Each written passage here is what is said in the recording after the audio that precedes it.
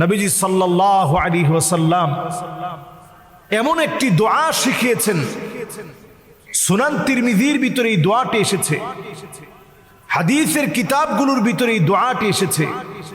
নবী করিম সাল্লাল্লাহু আলাইহি ওয়াসাল্লাম এই দোয়াটি আমাদেরকে শিখিয়েছেন। নবীজি সাল্লাল্লাহু আলাইহি ওয়াসাল্লাম বলছেন, আউযু বিকালিমাতিল্লাহি তাম্মাতি মিন শাররি মা খালাক। আমি আবার বলছি, আউযু বিকালিমাতিল্লাহি তাম্মাতি মিন শাররি মা খালাক। আউযু বিকালিমাতিল্লাহি তাম্মাতি মিন শাররি মা খালাক। সকাল সন্ধ্যায় তিনবার করে এই দোয়াটি পড়ুন। সকাল এবং সন্ধ্যায় তিনবার করে আপনি দোয়াটি পড়েন।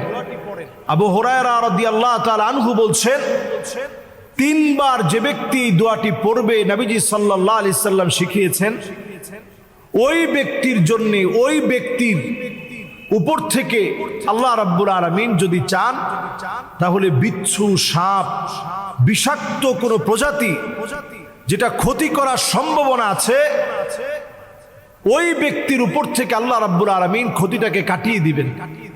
এজন্য আমরা প্রত্যেকে দোয়াটা পড়ার চেষ্টা করি, বুঝে বুঝে আল্লাহর কাছে বলার চেষ্টা করি, আউযু বিকালিমাতিল্লাহি তাম্মাহ মিন শাররি মা খালাক। যত সৃষ্টি আছে, আল্লাহ সব সৃষ্টির যত অমঙ্গল আছে, সে অমঙ্গল থেকে আপনি আমাকে হেফাজত করেন।